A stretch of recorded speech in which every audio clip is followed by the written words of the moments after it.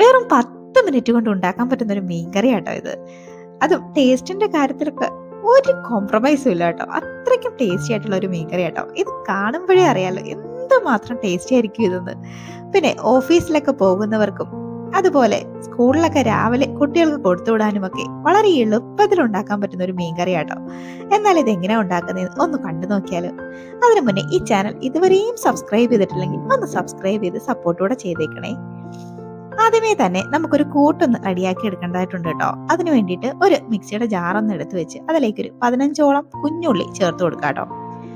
കൂടെ തന്നെ ഒരു 3 അല്ലി വെളുത്തുള്ളിയും ഒരു ചെറിയ പീസ് ഇഞ്ചിയുടെ കഷ്ണം രണ്ടായിട്ട് മുറിച്ചിട്ടതും ഒരു 2 തക്കാളിയും ഒന്ന് മിക്സിയുടെ ജാറിലോട്ട് ചേർത്ത് കൊടുത്ത് നന്നായിട്ടൊന്ന് അരച്ചെടുക്കാം കേട്ടോ. തക്കാളി 2 എണ്ണം തന്നെ എടുക്കണം കേട്ടോ. ഇതുപോലെ അങ്ങ് അരച്ചെടുത്ത് അങ്ങോട്ടങ്ങ് മാറ്റി വെക്കാം. ഇനി ഒരു ചട്ടി ഒന്ന് അടുപ്പത്തേക്ക് വെച്ച് അതൊന്ന് ചൂടാകുമ്പോഴേക്കും അതിലേക്ക് ഒരു 2 ടീസ്പൂൺ വെളിച്ചെണ്ണ ആഡ് ചെയ്ത് കൊടുക്കാം കേട്ടോ. വെളിച്ചെണ്ണ ഒന്ന് ചൂടായി വരുമ്പോഴേക്കും അതിലേക്ക് ഒരു 1/4 ടീസ്പൂൺ ഉലുവ ചേർത്ത് കൊടുക്കാം കേട്ടോ. നിങ്ങൾക്ക് വേണമെങ്കിൽ ഈ സമയം കടുക് ചേർത്ത് കൊടുക്കാം കേട്ടോ. ഞാനിവിടെ ചേർക്കുന്നില്ല. ഉലുവ ഒന്ന് മൂത്ത് വരുമ്പോഴേക്കും നമ്മൾ അരച്ച് മാറ്റി വെച്ച മിക്സ് ഇതിലേക്ക് അങ്ങ് ചേർത്ത് കൊടുക്കാം കേട്ടോ. എന്നിട്ട് ഇത് നല്ലപോലെ അങ്ങ് വഴറ്റിയെടുക്കണം കേട്ടോ. ഇതിന്റെ പച്ചമണമൊക്കെ നന്നായിട്ടൊന്ന് മാറി വരണം. ഏതാണ്ട് ഒരു 2 മിനിറ്റ് വരെയൊക്കെ ഒന്ന് വഴറ്റിയെടുക്കണം കേട്ടോ. എങ്കിലേ ഇതിന്റെ പച്ചമണമൊക്കെ ഒന്ന് മാറി വരുള്ളൂ. നമ്മൾ ഇതിലേക്ക് ചേർത്ത ഉള്ളിയും വെളുത്തുള്ളിയുടെയും തക്കാളിയും ഒന്നും നമ്മൾ വഴറ്റാതല്ലേ അരച്ചത്. അപ്പോൾ അതിന്റെയൊക്കെ പച്ചമണം നന്നായിട്ട് മാറിയിരിക്കണം കേട്ടോ. ഇപ്പൊ ഇതൊന്ന് റെഡിയായി വന്നിട്ടുണ്ട്. ആ എണ്ണയൊക്കെ ഒന്ന് തെളിഞ്ഞ് വരാൻ തുടങ്ങും കേട്ടോ. അതുവരെയും ഒന്ന് വഴറ്റിയെടുക്കുക. ഇപ്പൊ ഇതൊന്ന് റെഡി ആയിട്ടുണ്ട്. ഇനി ഇതിലേക്ക് നമുക്ക് പൊടികൾ ചേർത്ത് കൊടുക്കാം. അതിനുവേണ്ടി ആദ്യമേ തന്നെ ഒരു 1/2 ടീസ്പൂൺ മഞ്ഞൾപ്പൊടിയും 1/2 ടീസ്പൂൺ മുളക് പൊടിയും 1 ടീസ്പൂൺ മല്ലിപ്പൊടിയും ചേർത്ത് അതിന്റെ പച്ചമണം മാറുന്നവരെയും നന്നായി അങ്ങ് വഴറ്റിയെടുക്കണം കേട്ടോ. ഈ ചട്ടി ആയതുകൊണ്ട് തന്നെ പെട്ടെന്ന് അങ്ങ് പൊടികളൊക്കെ കരിഞ്ഞു പോകാൻ ചാൻസ് ഉണ്ട് കേട്ടോ. അപ്പം നല്ല ഫ്ലെയിം ഒക്കെ നന്നായിട്ടൊന്ന് കുറച്ച് വെച്ചിട്ട് വേണം പൊടികളൊക്കെ ചേർത്ത് കൊടുക്കാൻ. എന്നിട്ട് ഇതിന്റെ പച്ചമണം മാറുന്നവരെയും 1 മിനിറ്റ് ഒക്കെ ഒന്ന് വഴറ്റിയെടുക്കണം കേട്ടോ. ഇപ്പൊ ഇതൊന്ന് പച്ചമണമൊക്കെ ഒന്ന് മാറി വന്നിട്ടുണ്ട്. ഇനി ഇതിലേക്ക് നമുക്ക് കുറച്ച് പുളിവെള്ളം കൂടെ ചേർത്ത് കൊടുക്കാം.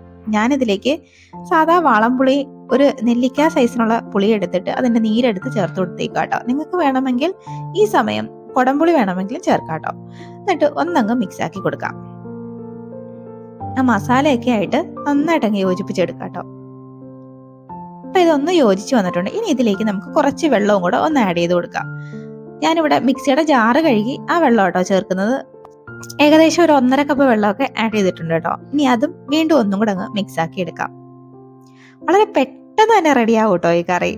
എന്നുവെച്ചാൽ 10 മിനിറ്റ് ഒക്കെ മതിയാവും. ധാരാളം പെട്ടെന്ന് തന്നെ റെഡിയായി കിട്ടും കേട്ടോ. അത്രയ്ക്കും ടേസ്റ്റി ആയിട്ടുള്ള ഒരു കറിയാണ്. ഈ സമയം ഇതിലേക്ക് നമുക്ക് ഉപ്പും കൂടെ ചേർത്ത് കൊടുക്കാം കേട്ടോ. ഉപ്പും ചേർത്ത് വീണ്ടും ഒന്നങ്ങ് മിക്സ് ആക്കി ഒന്നങ്ങ് തിളയ്ക്കാനായിട്ട് വെയിറ്റ് ചെയ്യാം കേട്ടോ. ഇപ്പൊ നമ്മുടെ കറിയൊക്കെ ഒന്ന് തിളച്ച് വന്നിട്ടുണ്ട്. ഇനി ഇതിലേക്ക് നമ്മുടെ മീനൊക്കെ ചേർത്ത് കൊടുക്കാം. ഞാനിവിടെ മത്തിയാണ് എടുത്തേക്കുന്നത്. നിങ്ങൾക്ക് ഏത് മീനിൽ വേണമെങ്കിലും ഈ കറി ഉണ്ടാക്കാം കേട്ടോ. മീനെല്ലാം ഒന്ന് ചേർത്ത് കൊടുത്തിട്ട് ചെറുതായിട്ടൊന്നങ്ങ് മിക്സ് ആക്കി എടുക്കാം കേട്ടോ. ഇനി ഇതിലേക്ക് കുറച്ച് കറിവേപ്പിലയും കൂടെ ഒന്ന് ചേർത്ത് കൊടുക്കുന്നുണ്ട്. ഇനി ഇത് നമുക്കൊന്ന് അടച്ചു വെച്ച് ഒന്ന് വേവിച്ചെടുക്കാം കേട്ടോ.